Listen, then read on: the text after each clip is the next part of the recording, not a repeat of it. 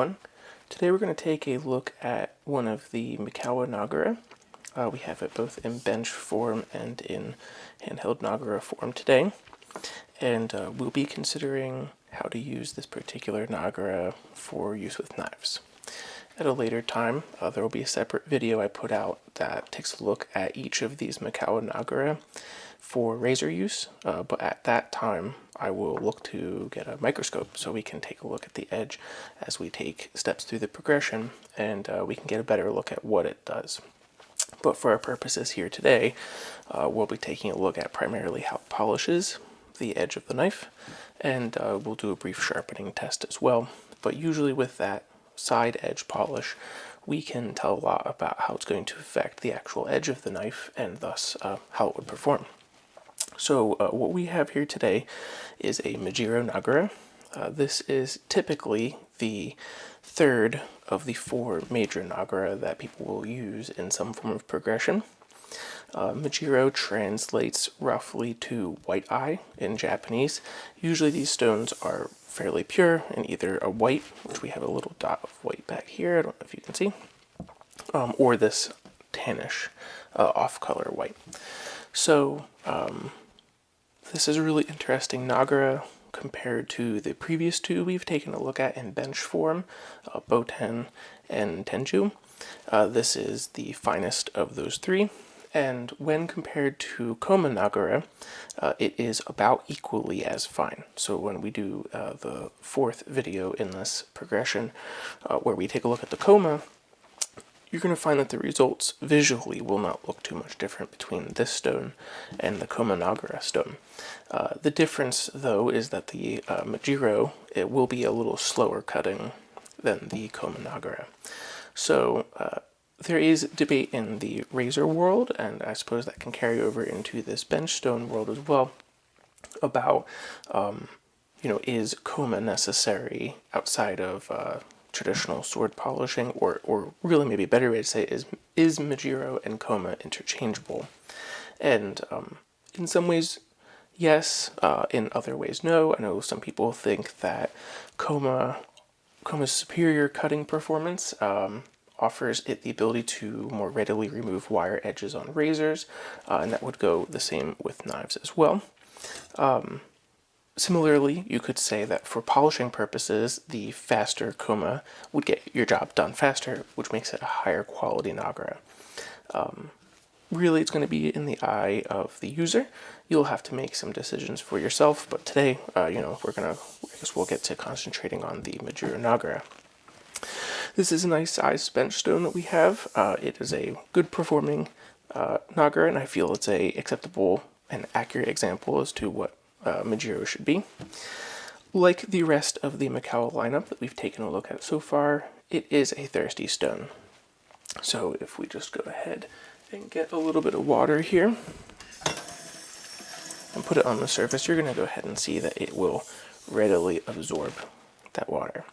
So as we saw with the other Mikawa Nagura, a somewhat extended soaking period is worthwhile to undertake with these stones.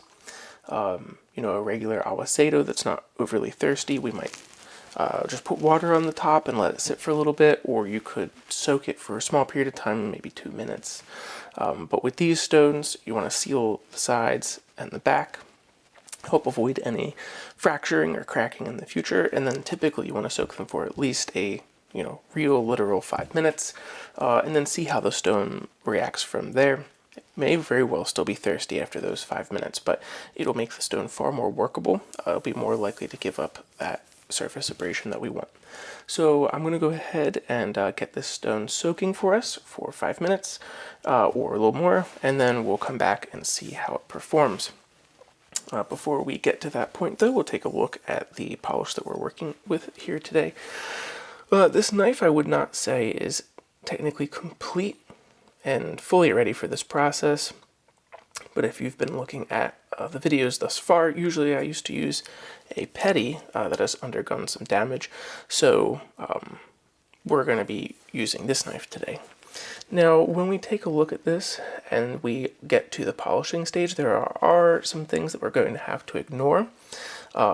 just to make sure that we do not accidentally attribute that to the Mejiro Nagura. So you'll notice down here, there's a slightly off-colored area where the grind of this has not been completed on my end. I need to take it down to coarser stones and re-flatten this out. So when we take a look at how the Magiro Nagura performs, you're going to have to ignore this area. This is not the result of the Nagura. And there's also a small bit of area up here that looks the same. So I can't tell on the little camera screen if that was clear for you, but otherwise, here's what we're working with today. It is maybe a little bit below some of the other finishes that we've used in the past, but it is still a late Awasado finish, and it will appropriately represent what we're looking for. It has a little bit of water spots here, but this knife in particular likes to pick those up. So it will still do very well to show us the polishing test that we have. There's no major rogue scratches or anything in the surface outside of the areas I already pointed out. So when we take a look at what the reflection looks like post Magiro polish, we'll have an accurate representation as to what this stone can provide. All right, let's get it soaking, and we'll be back. All right, so we've let the Nagura and the handheld Tomo, in this case, because they match, soak for 5 minutes, and as you can see, it's even still sucking up water. But it's not nearly as fast as it once was, and I would say that we've reached a usable level. You can soak this for 30 minutes if you want, and eventually, of course, you will satiate the thirst of the stone. And it does make it a little softer and a little easier to use. However, I think this 5 to 10 minute soak is sufficient for our purposes here today. So I'm just going to add a fresh layer, and I am going to use this handheld version to just generate us a bit of a starting slurry.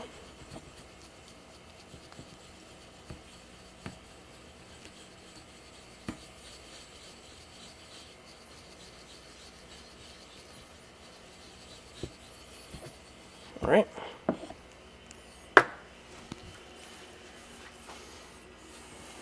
So once again, we'll just do a quick, and let's see what we get.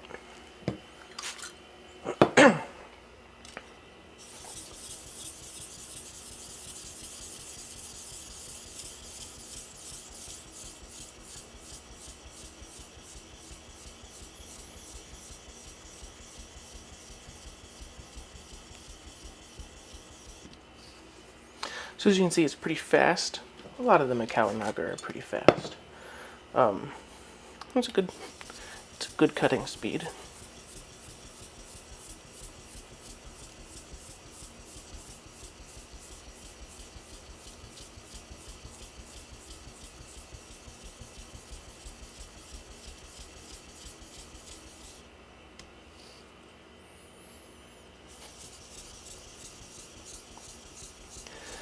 Now, it would actually produce a little bit more of a fine result if we had used it with no slurry.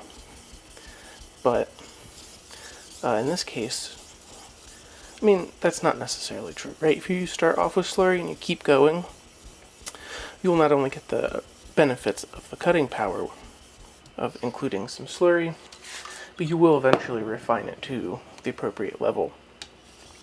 You know, usually when you're using a Nagura like this, you're trying to remove scratches from a previous stage. So in that case, I try to use it in the format that you would most likely want to use them.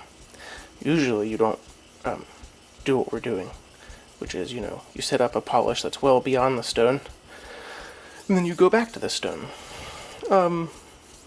So maybe we could have gotten a little bit more fine of a result if we hadn't made the slurry beforehand. But what I will do is I'll just try to work it to the point that I think we're getting a fairly realistic result either way. Since typically you're not stopping at Magiro, even if you're not going to include a coma. You know, you're moving on to some form of awasado, usually a sweet of some kind or something. You might not sit and just try to get the most out of your Nagura stones, because you know you're going to remove the finish and the scratches later. That's pretty common with most stones in the progression, right? You use them to the point you need them, rather than just trying to absolutely pull every single drop of performance out of it. But in this case, I'll work it a decent amount. Make sure that we get a pretty good representation of what it looks like.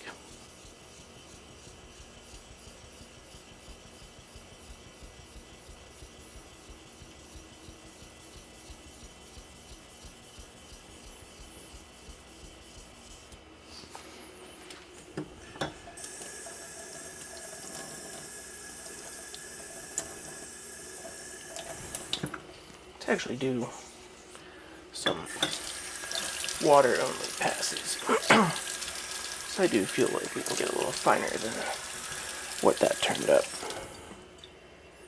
I guess for the sake of the video, I will show you what we got, but I do think without the slurry, we'll be able to clean this up a little bit more. Man, this knife really likes water spots. So here's what we were left with. Let me try to see. Yeah.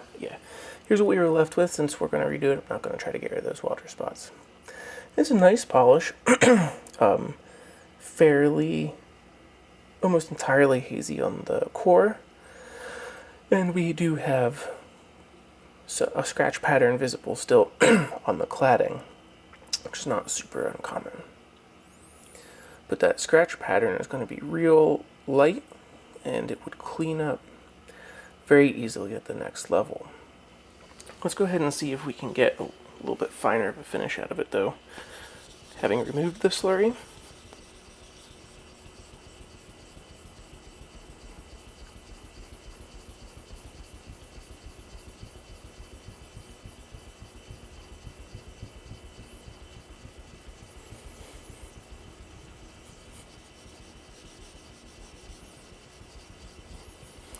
And as you can tell if you look at the Nagura slurry cutting power versus this, we still definitely have some cutting power.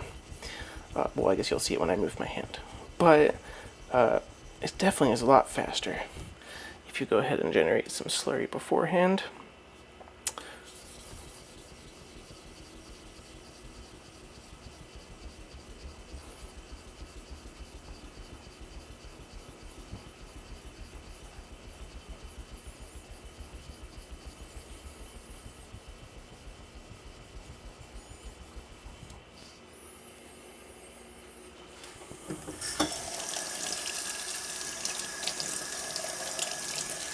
Try to get it so the water spots aren't there this time.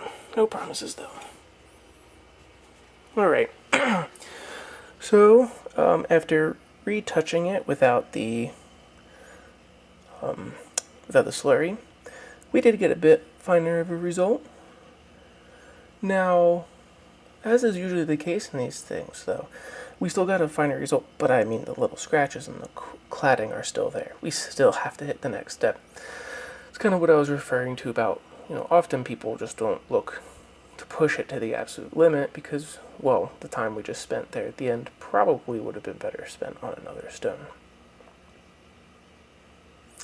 There's also a chance if we worked this a little bit longer, we could even out these scratches even a little bit more, make them a little less visible. And if you're looking for the best job possible, right, you might do that just to try to push everything. But it's very common that the next stone you're going to hit will need that performance done as well, right, where you need to spend a bit more time on it to try to refine it, and you'd be better off just spending the time in that later stages. But it's a nice, even polish outside of the areas we already knew we were going to have to avoid considering. Really sets us up well for our Suida, Soft Tomai, Uchikamori, whatever you're going to use. It does a really good job for that. You could even use this to jump to finger stones if you would like. So it is definitely, as we can see, above an Aizu, above the middle level Nakotoishi stage. And the Magiro and the Nagura kind of start to be competing in use with coarser Awaseto, right?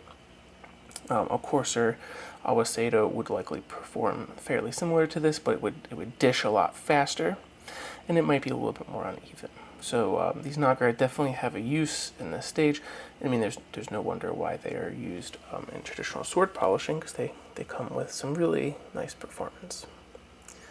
Alright, so that's what we get with the polishing test. Hopefully it showed up on camera. Maybe I can get a little closer.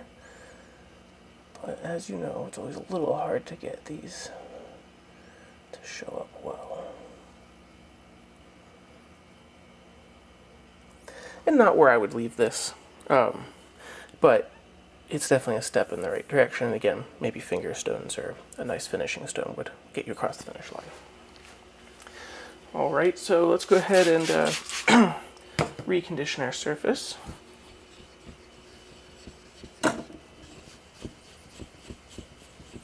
We don't need a lot. Just make sure there are no areas on the stone that are exhausted.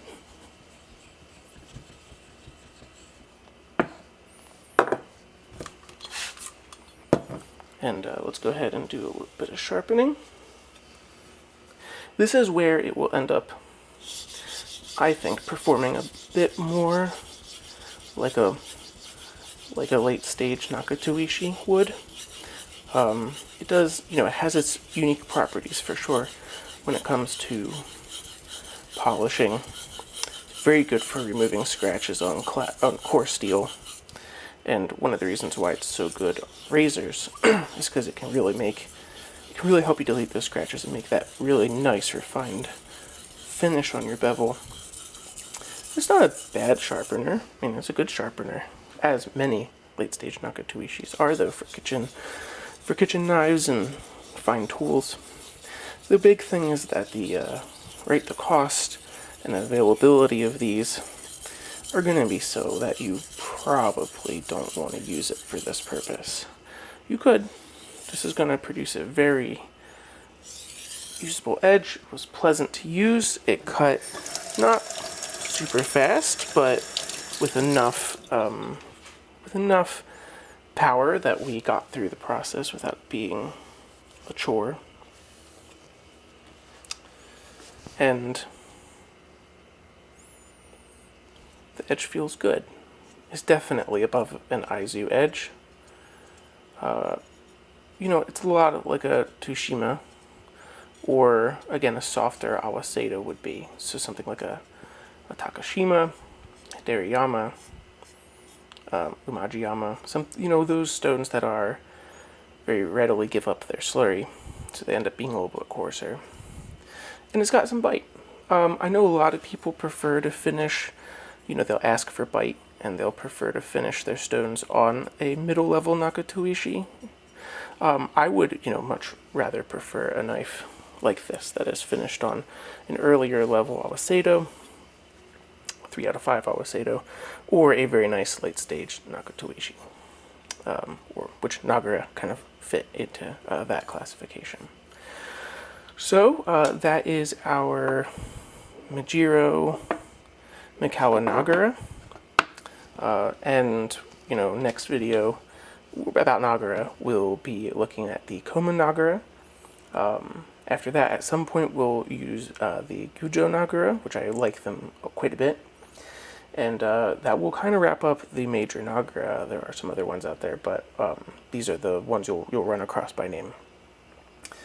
As always, if you have any questions, feel free to ask in the comments. Like, subscribe, all that normal stuff, and thanks for watching. Till next time.